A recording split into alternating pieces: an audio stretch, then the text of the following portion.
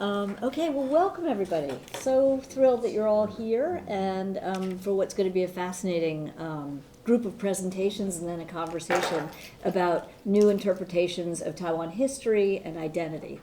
And this is part of our Taiwan Studies workshop series. We're so thrilled to be convening. So we have wonderful speakers today.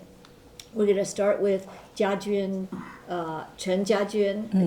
Shih Chen, also known as Jessica Gina, who's our visiting fellow of practice and the chairperson of the Shih Ming-teh Cultural Foundation.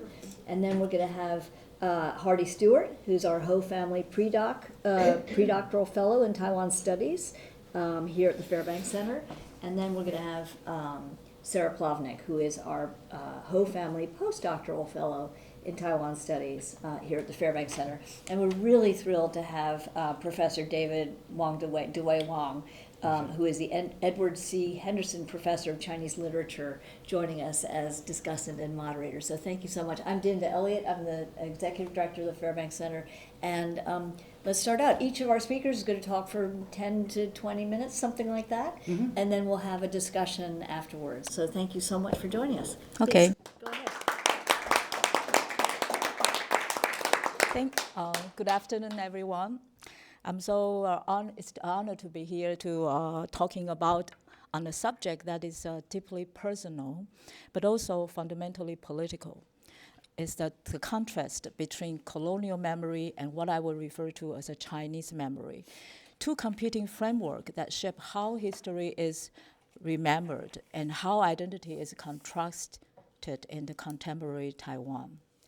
Taiwan is often described, let me check you, it's described as a short history, but I will argue instead that it's a place compressed histories, layers across a century of foreign governance.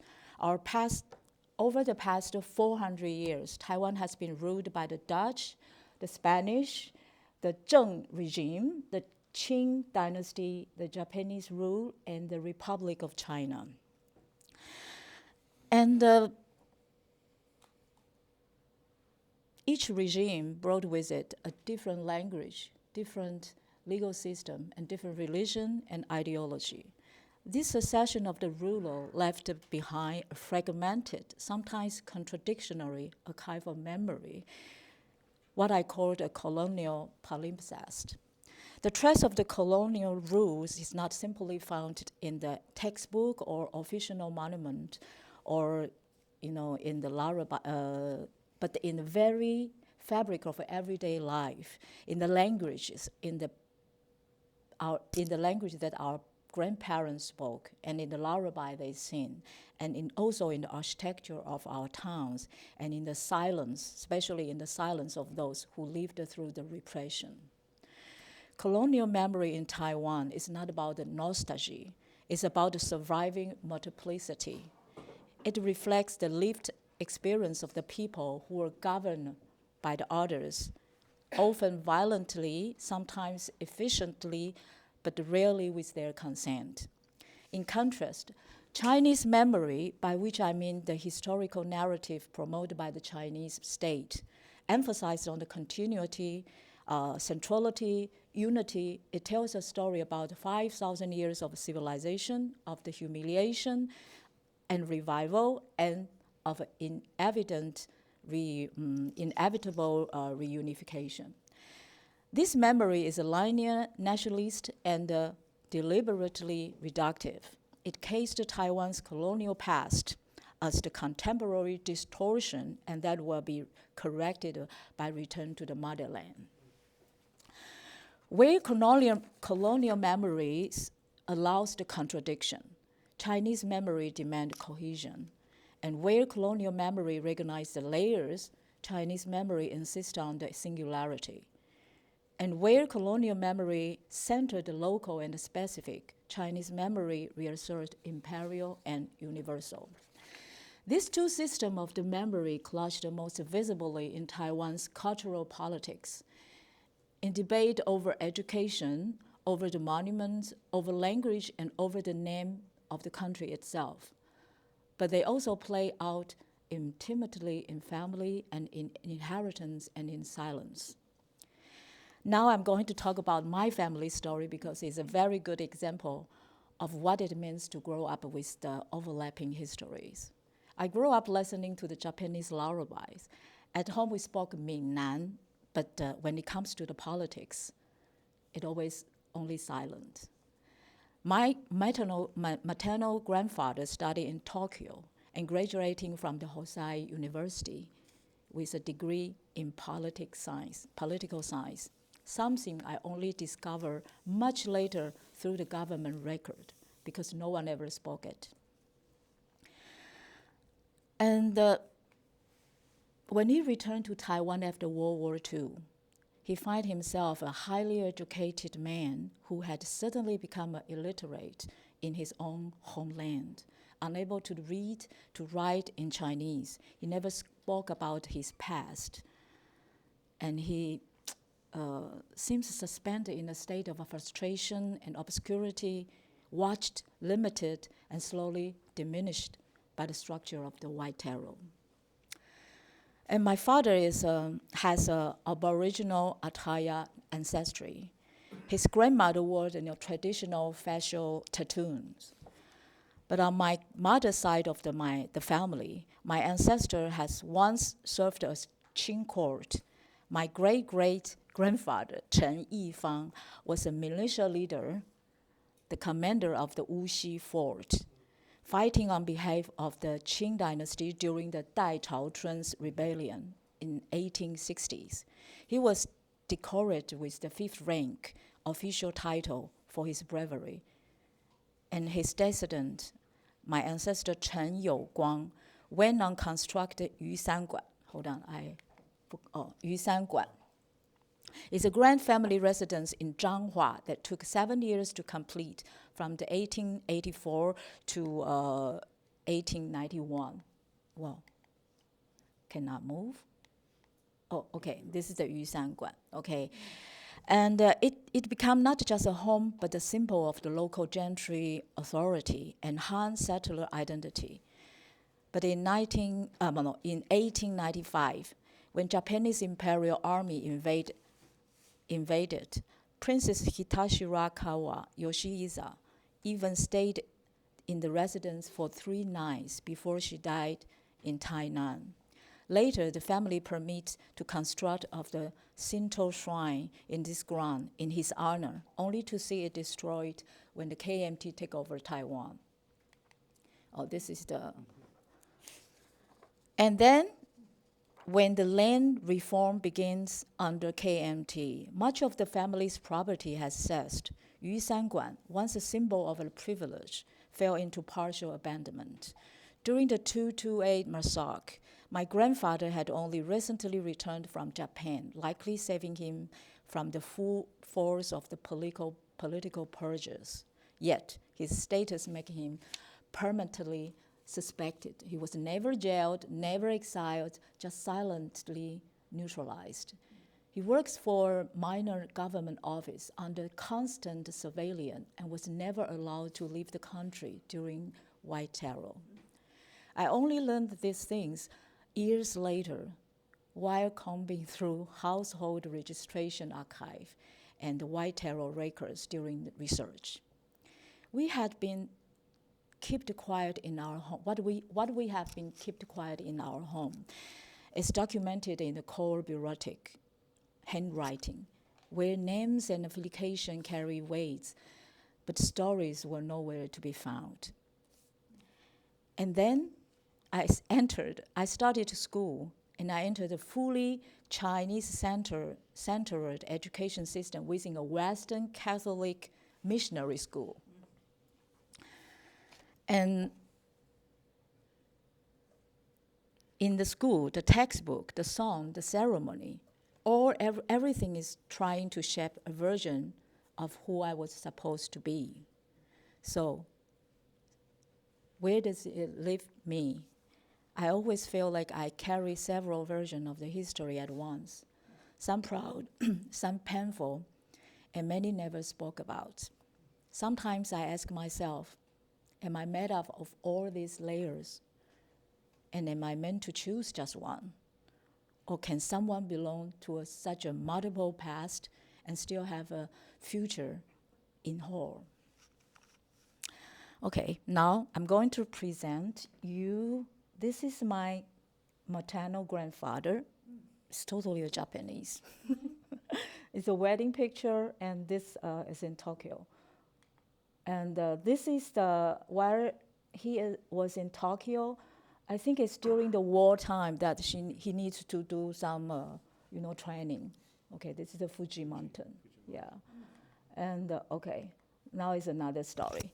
It's the Shih family.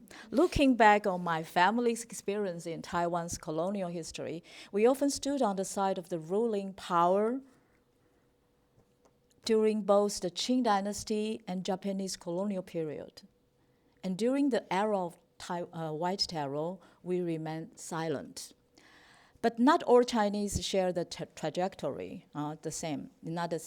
My late husband, Shih Ming-teh, came from one of the Taiwan's earliest Catholic family. In the mid-19th century, when the Qing government still banned Christianity, they were already devout believers. My father-in-law, Shih Kuozui, was born in 1884 under the Qing dynasty. He is a famous Chinese medicine practitioner, especially good at orthopedy. During the Japanese period, he served as a licensing examiner for Chinese medicine, but refused to learn Japanese language himself, even as all his children were educated in Japanese school. In 1828, during the expansion of the Holy Rosary Cathedral in Kaohsiung, Taiwan's oldest Catholic church, my father-in-law contributed both financially and physically.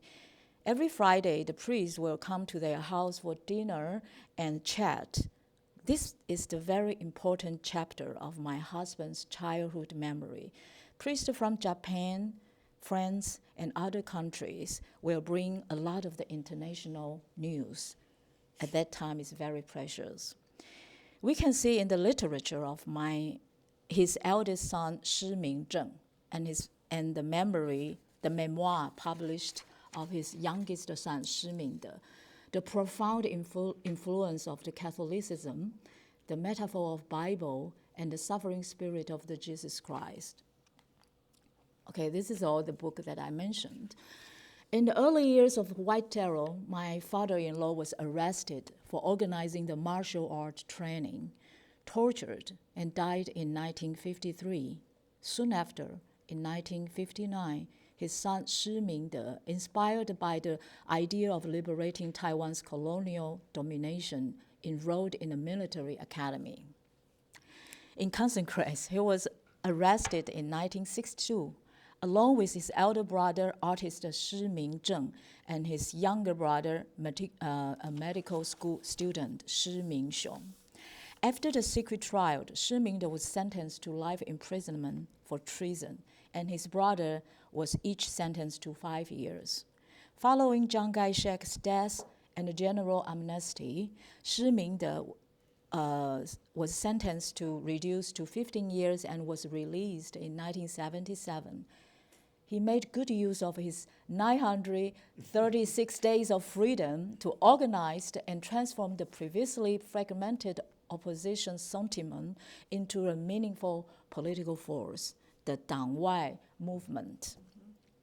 Inevitably, after Kaohsiung incident, it was again arrested in 1980.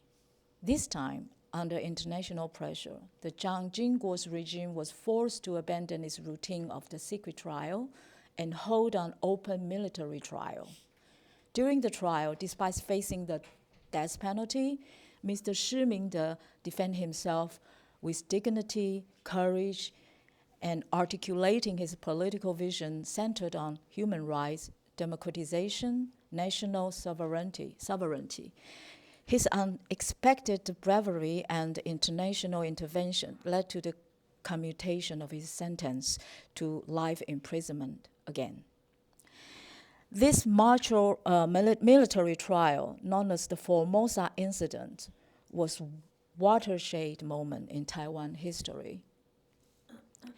It awakened a society long silent by generation of obedience, the trauma of the two-to-way massacre, and the pervasive fear of white terror.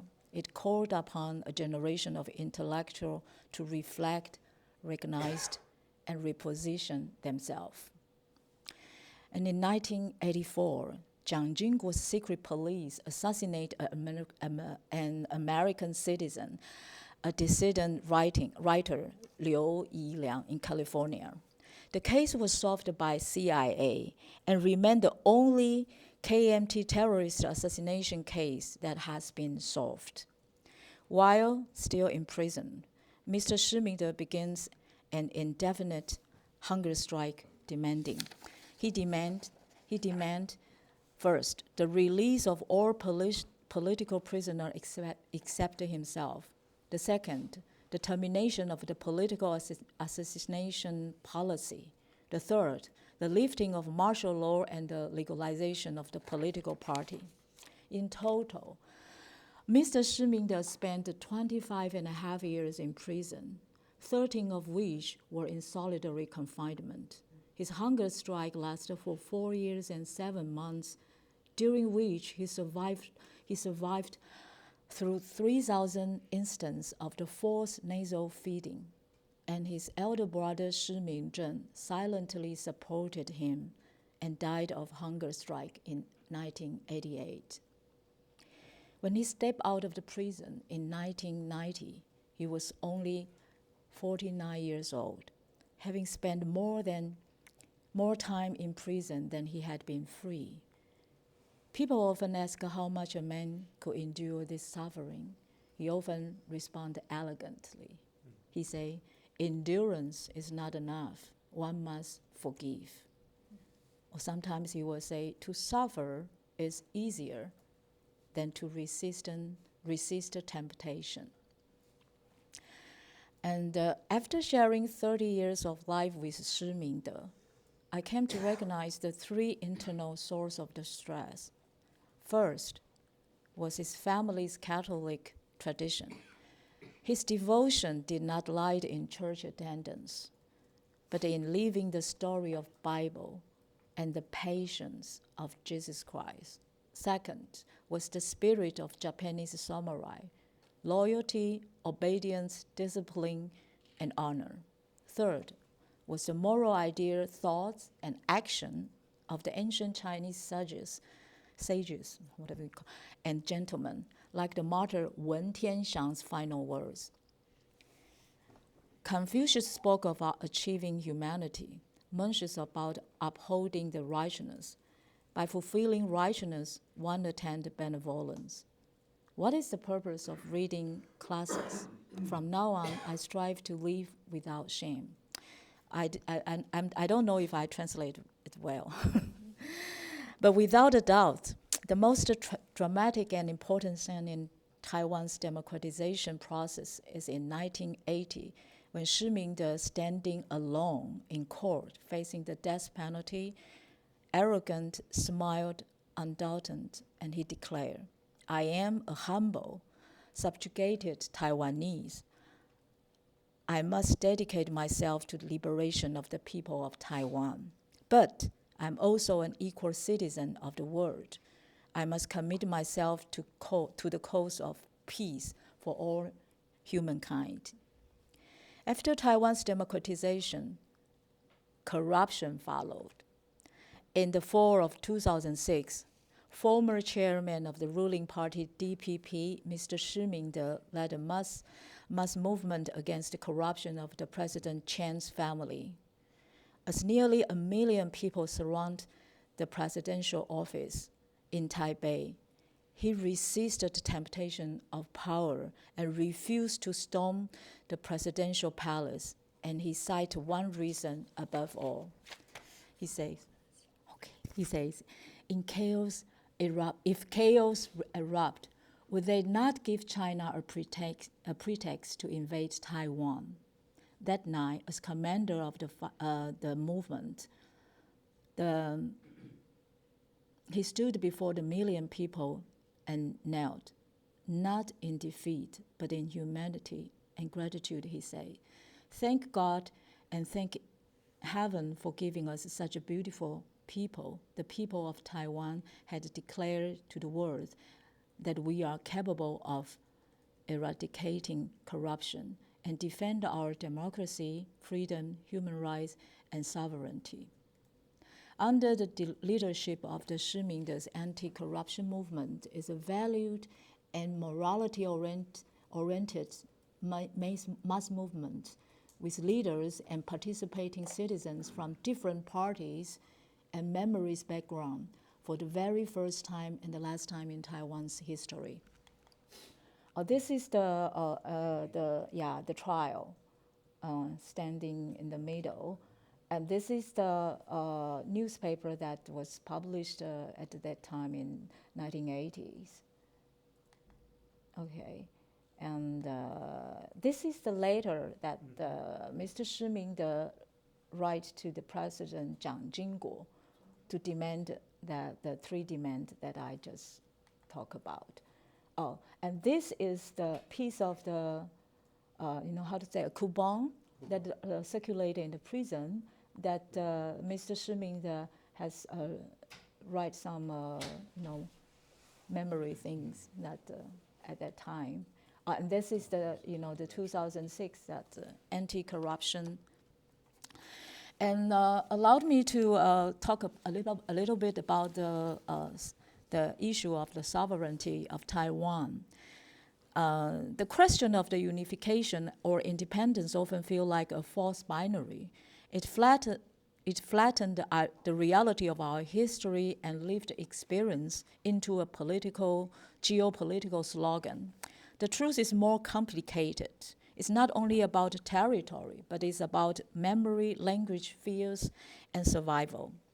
To understand this more deeply, let us revisit a pivotal historical moment this year, the 1895, when the Qing Empire, through the Treaty of the Shimonoseki, set Taiwan to Japan. Today, what a coincidence. Today marked the 130th anniversary that treaty, because it signed on the April 17, 1895. It's today. I just noticed that when I make a little research. It's the anniversary today that this marked the end of the Qing rule and the beginning of the formal Japanese colonization. In the interim, before Japanese forces took full control, and the local elite in Taiwan, many of them are the Qing loyalty, established a short-lived Republic of Formosa. It lasted only a few months. Despite declaring independence, the Republic never gained international recognition. In fact, it was founded by Qing government itself, and in his last-ditch attempt to maintain influence while avoiding direct conflict with Japan. And now I would like to talk about is if Taiwan truly were unquestionable part of the Chinese nation, why did the Qing court relinquish it so readily, and why did it sponsor a separatist regime, however symbolic, instead of defending its sovereignty? The historical records tells a different story from the political slogan of today. The idea that Taiwan is sacred and eternal part of unified China is a recent invention, one that ignored the messy, painful, and politically complex path that Taiwan has traveled. It flattened the reality of our history and the lived experience into a geopolitical slogan, and deliberately ignored the fact that two sides of the Taiwan Strait are independent and not subordinate to each other. And this is a stone-solid truth. So I didn't have so many time, so I'm gonna... That seems like a perfect way to end. Okay, I just one word. Yeah. That, after all, I think Taiwan has found its new identity because the answer, I think, is light not in choosing between the memory, but in resisting erasure, in embracing the full complexity of our colonial past, not to glorify the subjugation, but to recognize how people imprint itself on body, language, and lands, and to challenge any narrative, Chinese or otherwise, that flatten this complexity into singular or patriotic truth. Always keep an open mind and vigilant to self-reflection. Thank you, everybody. Wonderful. So brilliant. Happy to be too much. Now we've got our Hou Fellows, and I'm so happy to see Jack Hou is in the room. So thrilled that you're here. Jack Hou and his wonderful family are supporters of this Hou Fellowship. So we're really thrilled that you can be here. And thank you for that wonderful, wonderful talk, Jessica Gino. So I want to talk about something I'm thinking about right now as phantom roots and other diaspora subjects of provincial Taiwan, 1885 to 1915. And I'd like to begin in the autumn of 1894, when the 29-year-old Hong Pangui, headmaster of Dungying Academy, left his hometown on the west coast of Taiwan, Lugang, to set sail for the Chinese continent. He would sit for the civil service examinations for the 4th time in 6 years. Though he'd failed this difficult test 3 times already, it had taken him decades to reach this stage of the competition, and much was at stake to gain. Passing the provincial rounds would qualify him for coveted positions in the imperial bureaucracy, win legal privileges and tax breaks for him and his kin, and shower his social circles with clout. It would also fulfill the prophecy of his own name, Pangui, meaning plucking the cassias, that was a potent symbol of examination success and high office. But for island literati, this passage into bureaucratic appointment began with the perilous passage of the Ocean Strait. Under ideal conditions, the crossing could be made in about a day. Hong and his party spent nearly 2 weeks on rough seas to reach Xiamen, and from there they chanced another journey up the coast to Fuzhou under the escort of the Fujianese Pacification Armada. These waters had become a potential theater of the First Sino-Japanese War, as the Qing dynasty and Japanese Empire contested territories spanning the Korean peninsula in the north to the island of Taiwan in the south. Hong was lucky enough to reach the testing grounds intact, but not lucky enough to pass the test. Betraying his wounded pride, he mocked the whole scene: the biased proctors, the boorish prompts, the clumsy turns of phrase of the winning candidates, and he resigned once more to return home. But the sail back to Taiwan, which lasted 2 months and nearly cost him his life, was not a simple task. In other ways, which are my focus today, homecoming was not entirely possible. Before Hong's deadly sail could even begin, he tarried a month in Hanjiang, Fujian, waiting on the weather to turn. During this time, of course, he wrote many poems, one of which begins, "Delayed for 30 days in my travels, I am an ocean apart from the old hometown. Far away, how distant, the peaks of Penglai and the mountains of Taiwan, where do they reside?" Hong scans the distance for Taiwan, but he does not find it. In its place, a mythic island of immortals known as Penglai seems to appear, but by most accounts, Penglai had never been found. According to lore, the island itself could shift around and flicker away like a phantom. In Hong's age, Penglai was often likened to the mirages, the optical illusions that shimmered on the ocean horizon. So when the poet looks out from the coast of Fujian, what does he see? There is the ocean, a space through which he focuses his dislocation from the old hometown and through which he gathers his affiliation with the unfound Penglai. This is the same ocean with which he had grown deeply familiar. In another poem from his month of waiting, Interrupted by the Sea, he wrote, "The familiar path, sailing the blue-black ocean, another cycle, spotting the waxing moon. People are like dinghies, barely the size of a leaf. The waters are like a land route, only 1,000 times longer." The poet's familiarity with the ocean channel and the disruptive oscillation of examination candidates more broadly bring to mind the critical literature on diaspora cultures that places the traveled routes of the journey in conversation with the static routes of origins. the interplay of ocean roots and cultural roots, and the experience of dislocation or diaspora it entails are central concerns of Hong's poetics. These concerns become especially pronounced after 1895, when Taiwan was ceded to Japan in the aftermath of the First Sino-Japanese War, and the new colonial regime outlawed the Qing examination circuit, and with it, Hong's oceanic lines of identification. Today, I would like to study these oceanic lines of identification, as well as their rupture in 1895, for two reasons.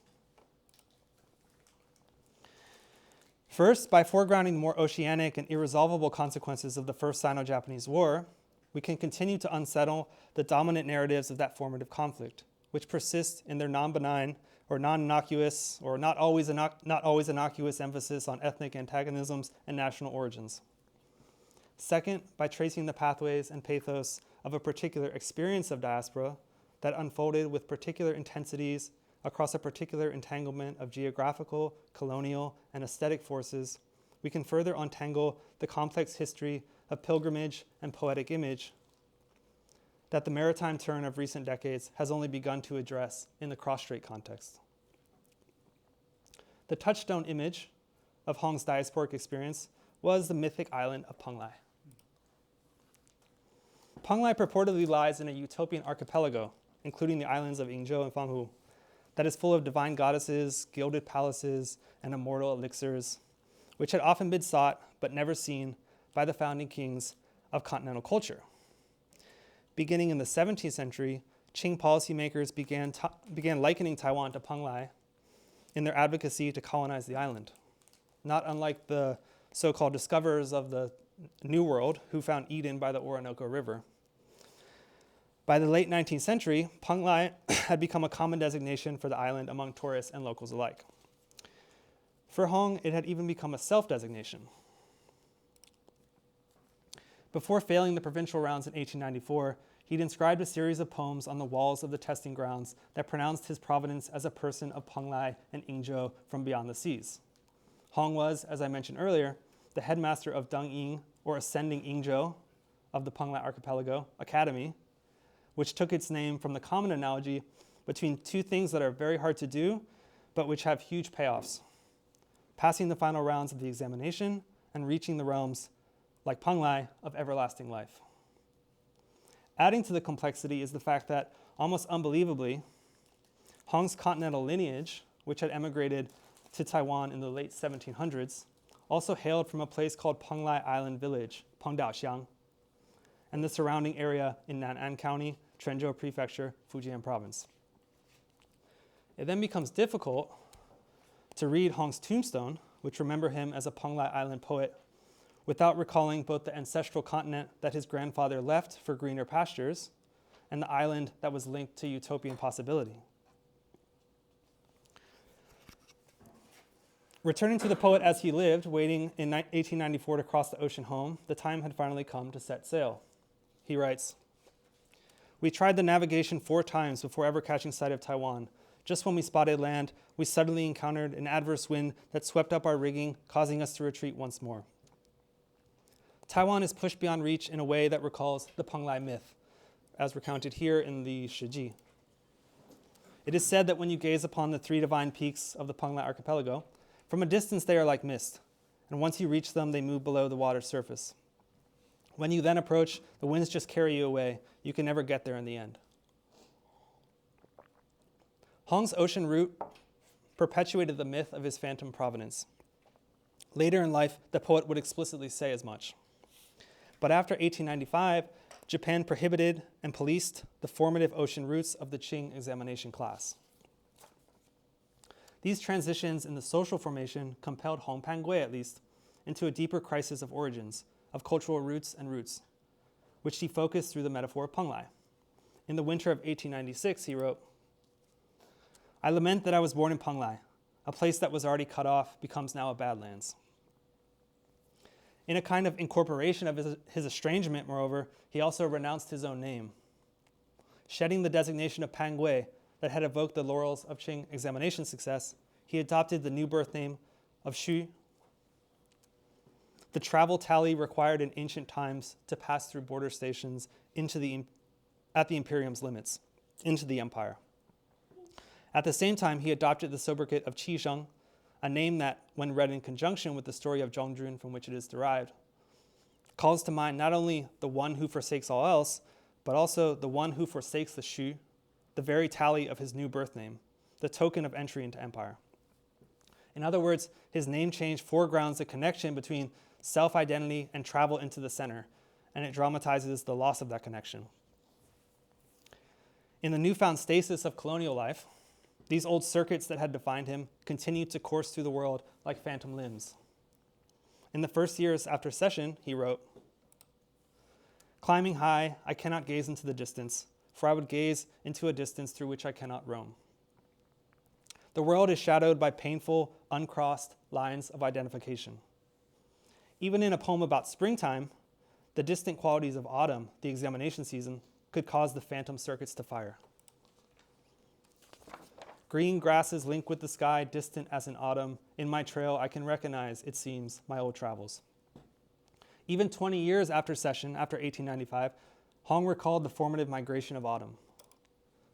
"Year after year, the autumn wind gathers. In vain, I have been like the goose, coming and going." The disruption in 1895 of the migratory route brought about a sense of directionlessness, complicated by the uncertain phantom of the cultural heartland. "I have no abode in this world and nowhere to go. Emptily, spontaneously, the great peaks of the continent gather in my breast." The genesis of this new stage of rootlessness of diasporic experience, was global in scale. Hong was deeply knowledgeable about the history of territorial cession, from the Eastern Zhou exodus to the Haitian Revolution, and he found no greater rupture in the annals of world conflict than the Qing abandonment of Taiwan. In his view, this rupture was rooted in the failure of the treaty powers to recognize or support the beseeching and short-lived Republic of Taiwan, Taiwan Minjuguo. In his historical account from the 1920s, record of disappearing alongside the seas of Yingzhou, Hong laments the Republic's failed resistance in a counterfactual register. Had there only been, at that time of Japanese invasion, one country or one person to provide even the slightest assistance, then the failed efforts of the resistance would have led to success. Whether the situation in Taiwan could have then resembled Netherlands' recognition of Belgium or Greeks' departure from Turkey, these are things that cannot be known. Had the Republic of Taiwan only been unified under external assistance from the Qing or elsewhere, Hong suggests, it could have risen up in defiance of the treaty terms, as the Kingdom of Belgium had defied the Congress of Vienna of 1815, and the Turkish national movement had resisted the Treaty of Sèvres of 1920. Instead, in his words, Taiwan was given over to the chaotic currents of the world without a second look, permanently subordinated to the unintelligible sounds of foreign people sinking into the depths of water and into the heat of fire, ever without a resting place. Against the reality of this unprecedented rupture, I think, the counterfactual possibility of Taiwan's emergence, the state that could have been, but never was, underwrites the poet's preoccupation with the unreached, impossible utopia, to some extent. In his long song on citing the three divine peaks of the Penglai archipelago, he describes the ambiguous loss of something that had never been had to begin with. "Throughout my life, I had dreamed of arriving there one time, as I had longed for the famed peaks of the continent that welled up in my breast. Who could predict the scene now before me? Only phantoms remain, no trace left of the divine." Arriving in Penglai is analogous to visiting the sacred mountains of China that Hong had never seen before. The fabled island is a metaphor for some kind of homecoming or affiliation that had never been realized and which now becomes impossible. The severance of the examination routes produces a homeland of phantoms, symbolizing disorder, disillusionment, and also recalling the ocean monsters that traditionally prevented sailors from reaching Penglai. The alienation that results crescendos around 1915, when colonial police forcibly removes Hong's Qing-style hair braid, and the poet lapses into an opium-induced, disorienting montage that is haunted by both the problems of forgetting and the figments of Penglai. As Stuart Hall writes of the diasporic experience, the creativity of a scattering is inevitably accompanied by a sense of loss, a mourning for what was left behind and cannot fully be recovered. One of the consequences of diaspora seems, strangely, to be an attenuation of historical memory and the haunting afterlife of an impossible object of desire. Hong's impossible desire for the unreached realms, the continental affiliation of examination success, the uncertain promise of Penglai, the flash in the pan Republic of Taiwan, I think I steal that from you, Professor Wang, had real effects on island letters and life. The poet not only challenged the continental classics with renewed intensity, he also rewrote its coastlines, reimagined its founding myths, remade his shifting personality, and represented his entire generation. Since Hong remained a teacher throughout his life, moreover, we can wonder how the touchstone metaphor of Penglai may have permeated his subjects of instruction, to bring us toward another sense of the diaspora subjects I use in the title of this presentation. Zhang Shenqie, for example, a prominent advocate for a self-consciously Taiwanese literature and television, has left us a poignant account of spending his boyhood days in Hong Qisheng's classroom, full of estrangement and forgetting and fun, which we can bookmark for the Q&A if there's interest. By way of conclusion, I'd like to consider that Hong Qisheng devised a primer of dynastic time that damned the Qing dynasty, his era, to oblivion, erasing its place in the historical record. At the same time, he wore the Qing hair braid, a Manchu style, even after the fall of the dynasty. So there's no Qing here, but you can see Huangdi and the mythic Huangdi, the Yellow Emperor, who he supposedly reached Penglai. So the king who reached Penglai is on there. The schoolmaster who named himself after the obsolete travel tally and who wore the glaring void of his continental curriculum on the top of his head seems to naturalize the unsolved complexity of the unplaced providence and the phantom roots. And I think the legacy of Penglai is inherited by the contemporary cross-strait, a site of dislocation and desire, and of international complicity that faces the same lines of inquiry that confounded scholars at the turn of the 20th century. The ocean was and remains the unstable ground of a profoundly interrupted, profound connection. It is possible to occupy Taiwan, but much more difficult to return home. Thank you.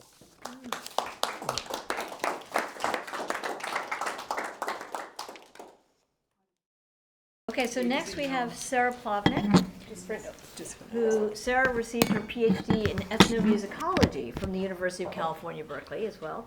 And she studies the role of communication media in contentious political environments. Her dissertation was really about cross-strait communication through sound and audio technologies, from loudspeakers and radio through social media and video games. How the people on both sides of the strait kept talking to each other in various very interesting ways over the decades. But today you're going to talk to us about something else. Sarah is going to be talking to us about shifting the Taiwan narrative in American public discourse, right? Yeah. So we're looking forward to that, and we'll get it set up for you in a second. Great, thank you. There you go. Okay, great. Yeah, thanks so much for having me, and it's great to follow such in-depth and insightful presentations. I feel like we have a really solid foundation of Taiwan history, and now I'm going to talk about something a little bit more contemporary.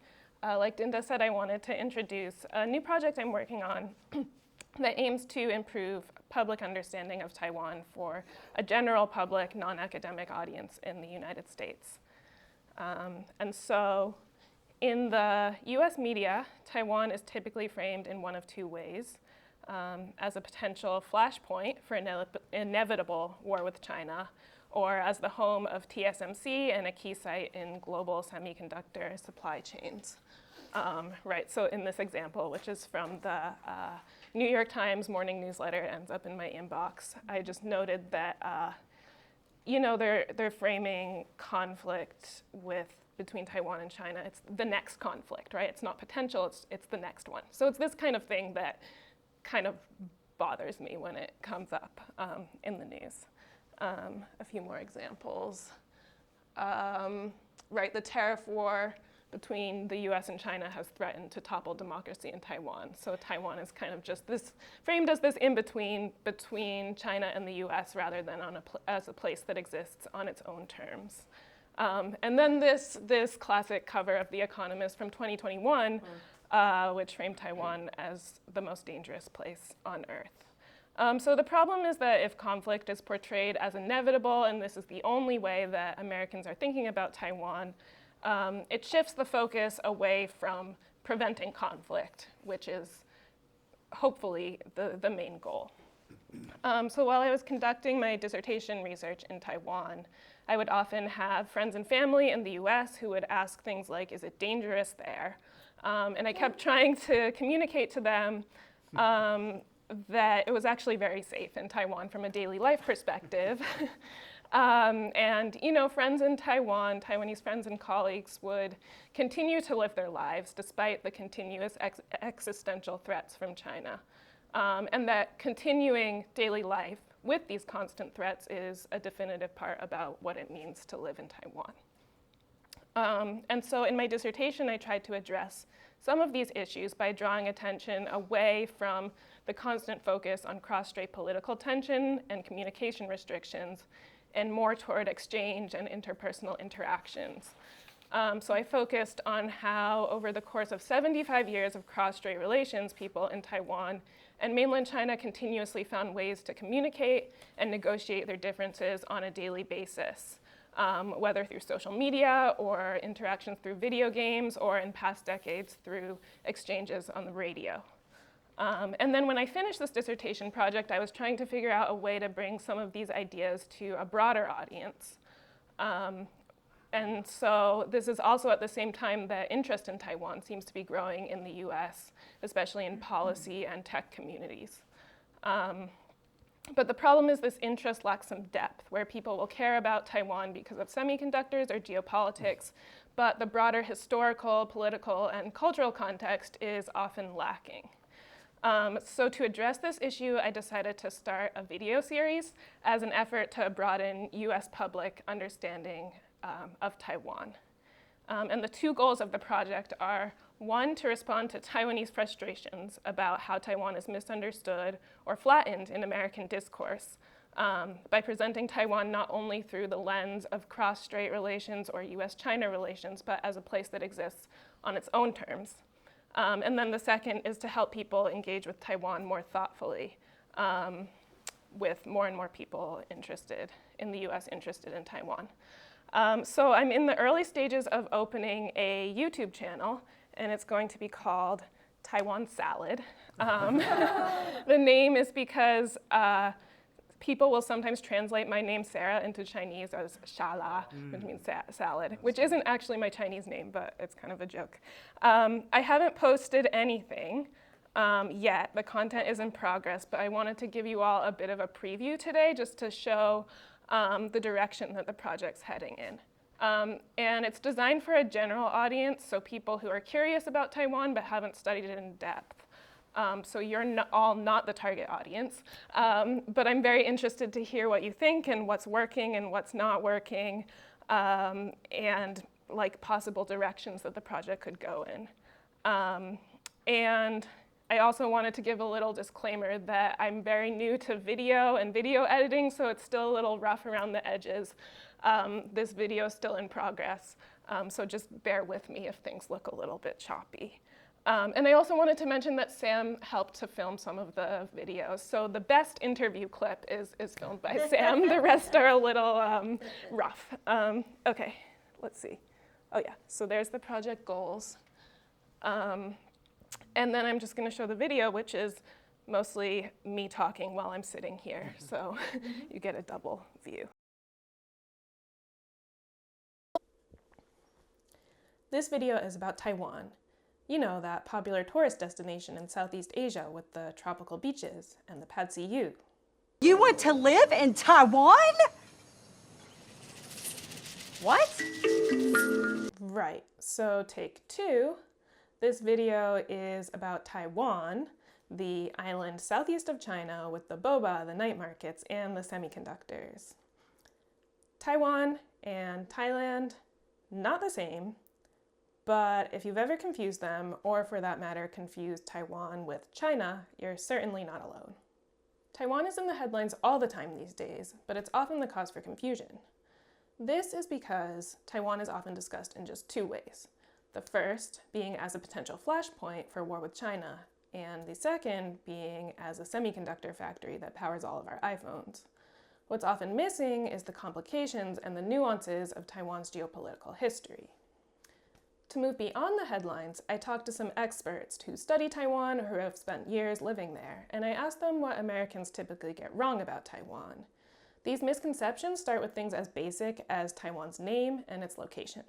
Hi friends, I'm Sarah Plovnick, a researcher who has spent 8 years studying Taiwan's media and culture. And this is Taiwan Salad, a space where I cover all of the questions about Taiwan that you were too afraid to ask. Today we'll take a look at how Taiwan's name became so confusing, so that the next time you watch White Lotus, you'll know way more about the place that they're decidedly not vacationing in.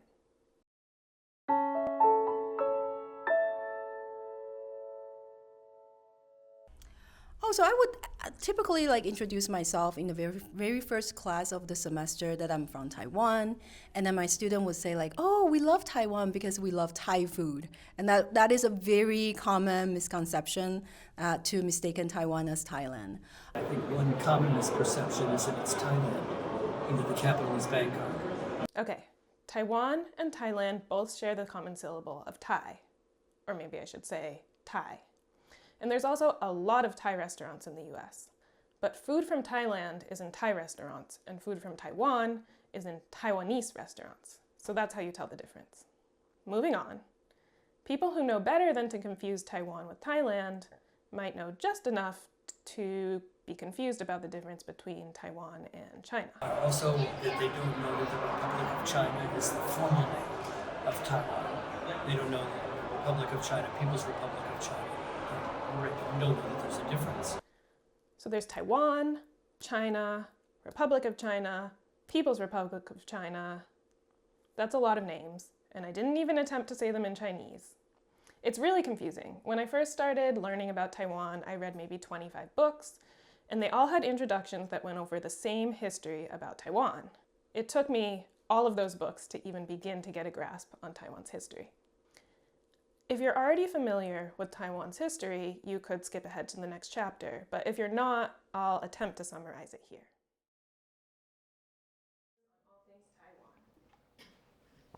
Okay.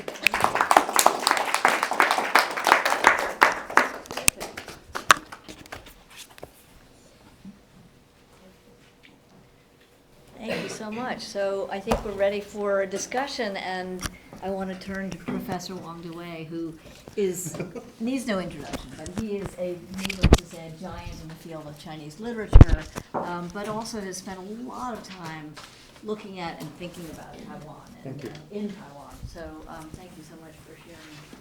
Okay, thank you very much, Linda. This is a really great honor for me to be here as someone from Taiwan. And here in the United States, I had this great pleasure to listen to 3 extremely insightful and compelling presentations about Taiwan, either from a historical perspective or from a very up-to-date perspective. I think this is a great learning experience for me. I particularly want to thank our 2 Hou Family Fellows who have spent a whole year here with us, and of course, doubly, this is our honor to have Jack Ho here to give us his unwavering support of Taiwan Studies at Harvard University. I was moved by all the 3 presentations for various reasons, but above all, I think we are here to really show our concern about the fate of Taiwan of the past and the present and perhaps the future. And also, I would like the not really sharp, but at least a mildly sharp political edge we try to contribute with regard to our understanding of the dynamics of Taiwan in relation to international politics, and particularly, of course, in relation to China. I think I wanted to say something personal first in response to Ms. Chen's extremely compelling presentation. I remember the year was late 1979. I was already in the United States, but I had a chance to go back home in Taiwan. I remembered I was shopping at a bookstore, and somehow the broadcast, suddenly I just heard some say announcement that Shih Ming-teh 被逮捕了. Yeah. That was, and I was at a bookstore, and at that time I thought, oh boy, this is really a kind of a very precarious situation in Taiwan, and no one was so sure about what was happening. And Shih Ming-teh at that time remained to me a young overseas Taiwanese student as a mysterious figure, as a figure who had already had a lot of stories behind him, but it would take years for me to learn more about where he came from, how his family shaped up his own profile like a kind of freedom fighter on behalf of Taiwan until to date. And of course, you presented more about the kind of a genealogy of Taiwanese politics in light of Shih Ming-teh's personal fight for the future and the integrity of Taiwan. And also at that time, I sort of was really a slow learner of Taiwan history or politics, given the fact that when I was a student in Taiwan, of course, the political ban was everywhere, right? The White Terror period, and we never had a chance to learn so much about Taiwan as you presented it today. But still, I think through the 80s, I came to learn more and more about this dangerous figure, culminated in 1988, when Shih Ming-teh died from hunger strike, to honor his brother's hunger strike in jail. So this is really a double story. What a story. And it would take me yet another 10 years to read fiction by Shih Ming-teh, brother of Shih Ming-teh, and had a chance to look at the paintings done by Shih Ming-teh to realize the extremely rich family legacy, all right, demonstrated not only by the political thrust of this family, but also artistic talent. So from my vantage point, I wanted to say that the power, the courage, and the integrity of Shih Ming-teh as a political figure comes from not just merely his own, dedication to the ideal of democracy, but also almost a kind of existentialist, almost kind of artistic or artist-like kind of imagination of some kind of a beautiful place we call 美丽岛, right? And that's the utopia he had spent the whole life of his endeavor to really struggle for. And then, of course, as you pointed out, when we came to the year 2005 and 2006, when Shih Ming-teh led this huge demonstration in Taiwan to protest President Chen Shui-bian's corruption. And that was really a moment of learning, because we know this is a political figure who was upholding his ideal, an ideal not necessarily related only to independence of Taiwan, but also a powerful nation state which should be proud of its own integrity, its own graciousness under pressure, and it's a really, I'd say, impassioned, right, embrace of a people from everywhere and the different political stances. That's where I was truly moved when I was watching on TV the way Shih Ming-teh, Hong Shan-jun, and so on led hundreds of thousands of demonstrators in Taiwan on streets. And truly, that was really a moment of learning for me. And during those years, probably you don't know that actually I had a continued correspondence with Shih Ming-xiong, the younger brother of Shih family, and who read my commentary on Shih Ming-teh's fiction. I actually even put together a kind of anthology of works by Shih Ming-teh and had it published in Taiwan. And he was a doctor, right? A retired doctor in Canada or America, right? Yeah, in Canada. In Canada, that's what I still remember more or less. Politically exiled. Exactly. Then he told me the untold story that he too suffered a lot as a result of this so-called family stigma. I mean, what a story. You learn that this is really, you learned doubly and triply the hard lesson about this penetrating sort of power of whatever kind of terror, called a white terror, red terror, and so on and so forth, into a family, and how the three brothers stood up so firmly against whatever kind of pressure. So that's something I learned today, and I really felt I had the honor to meet with you in person. And I believe that Shih Ming-teh's power and courage didn't just come from his own belief in democracy in Taiwan, also a belief that he has a fellow traveler like you, right, to fight together with him. So this is truly a moment for me to witness this almost a kind of historical sort of kind of testimony. The first time Ms. Chen shared her story with the world. And in that conjunction, I go to Hardy's presentation, which couldn't be more timely because this is a presentation that coincided with Ms. Chen's reminder that this marks the 130th anniversary of the Shimonoseki contract between China and Japan over the fate of Taiwan. And it was around 1895 when Hong Qisheng decided to adopt a new poetic name and tried to sort of carry out his one-man effort to articulate his own agenda. I probably call this agenda a kind of imaginary nostalgia. That is, he never had any sort of a concrete, sort of tangible connection with China, except for this continued failures at the civil service exam. But somehow he projected his own ideal place onto that immense land, only to realize that at the end of the day, 蓬莱仙岛, right? There's a 蓬莱岛, which probably sort of against his own will, eventually evolved to become Formosa, 美丽岛, right? So, of course, the two figures, one poetic figure and the other political figure, sort of stood at the two ends of the historical spectrum. One using poetry to assert his own sort of imaginary allegiance to China, and the other using his own corporality, using his own body, right? Even his own death, to really articulate the necessity of a sacrifice and dedication. But still, the end is that we come to this place today to think about this 130 years of history of Taiwan, right? From session to recession to diaspora and the founding of the new regime and of course now founding of a new party and so on and so forth. I think the two speakers would have been probably willing to, quote unquote, speak to each other had we had Sarah's wonderful communication technology, right? Two Taiwanese, two different political and historical visions, and yet the focus was still the same in one island, right, apart from the great mainland.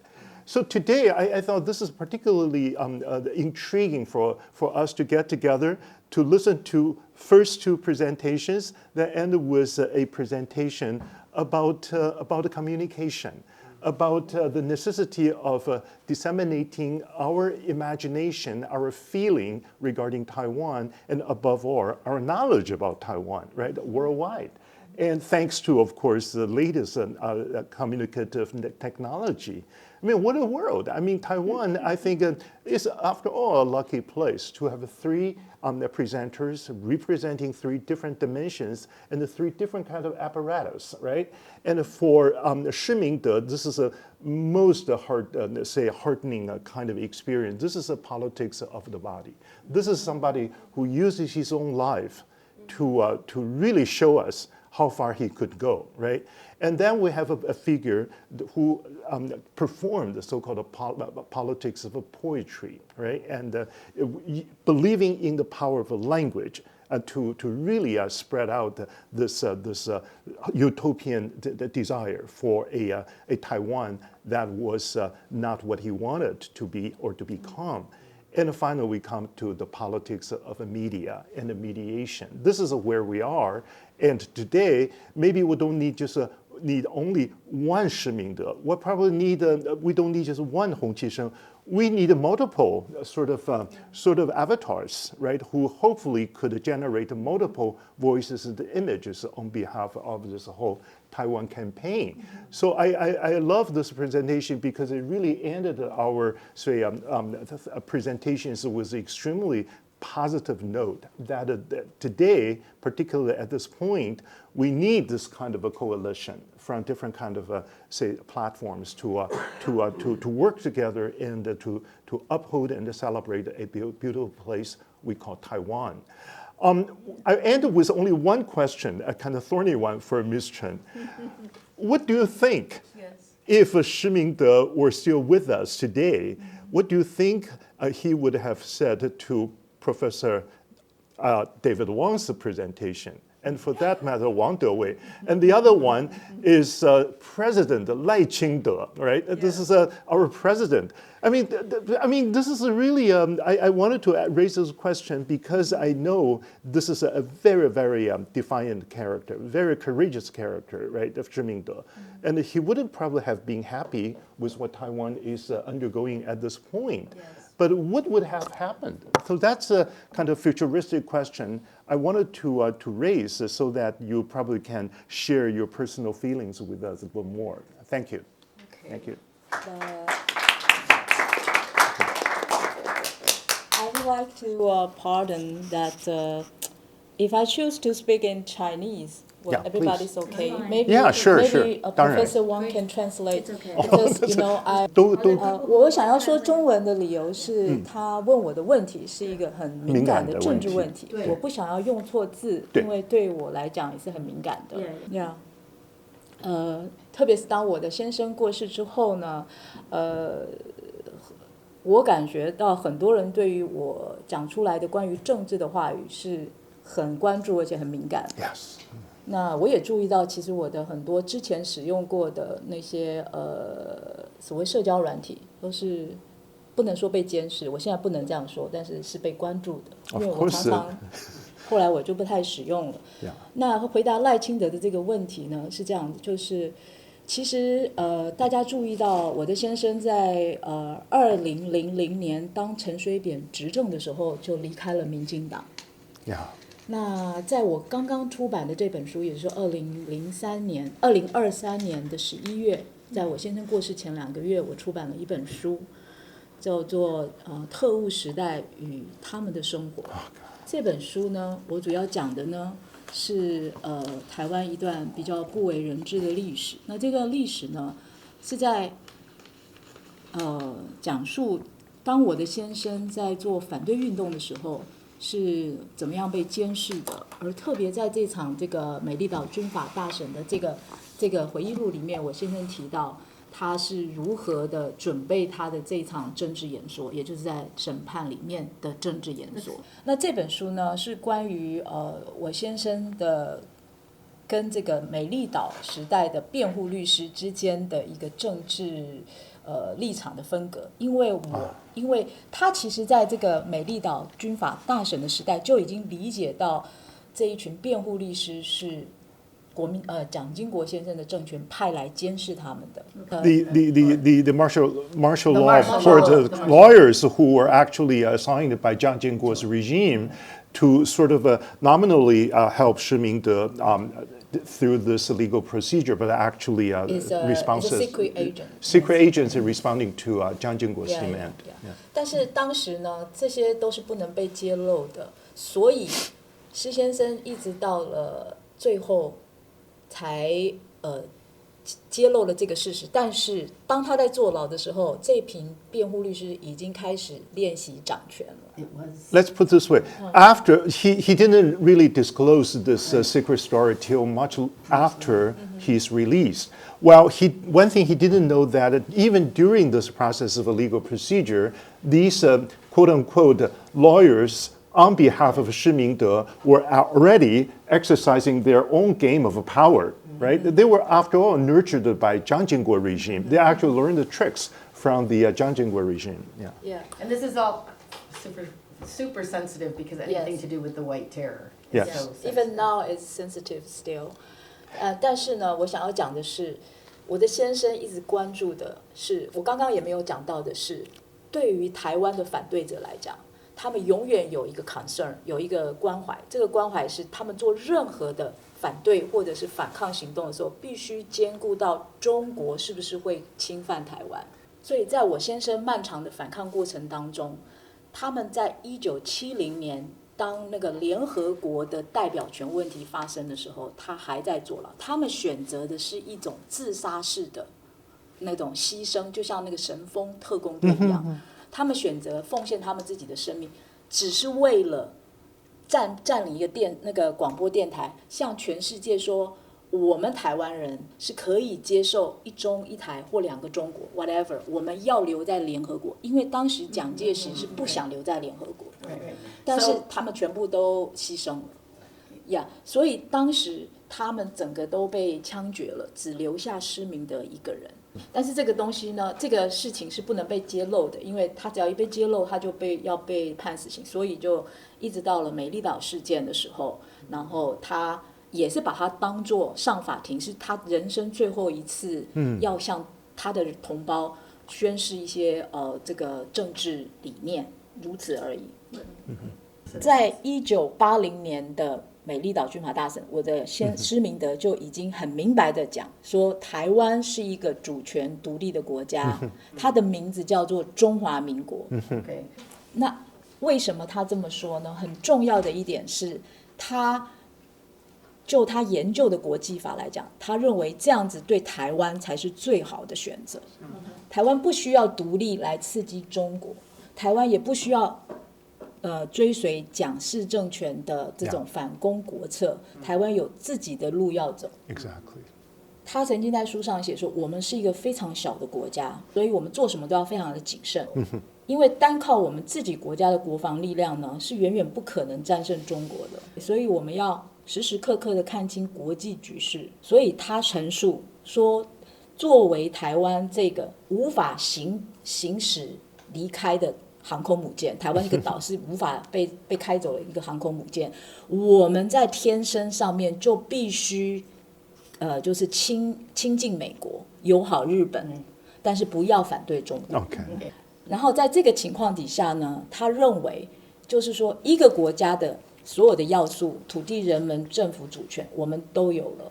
我们已经是一个国家。On this basis, he was trying to say that we have all the elements of an independent country. We have government, sovereignty, people, and land. Yeah, we all have that territory. Yeah, so we are a country. Yes. Yeah, so他还劝说自己的同胞，那些主张台湾独立的极端派的同胞 ，no， 不要主张台湾要独立。台湾已经独立。extreme in demanding Taiwan's independence. 对，台湾是已经独立。That we're already independent, so we don't need to make a big deal about it. 对，名字、国歌都不重要，包括宪法。包括 Constitution， 宪法里面规定呢，叫做固有疆土，这是很 tricky 的，怎么讲？就是固有疆土。所以呢，这部宪法在政治情况不允许改变的情况底下，其实它还是适用的。我们要做的是内部的政治改革、民主化。对，现在在敏感的情况底下去碰触更改宪法的议题，或者是更改国号等等的呢，都是危险的。所以要保持我们的内部的政治民主，然后非常警惕的在国际社会的共识底下求生存。那这个国际共识是什么呢？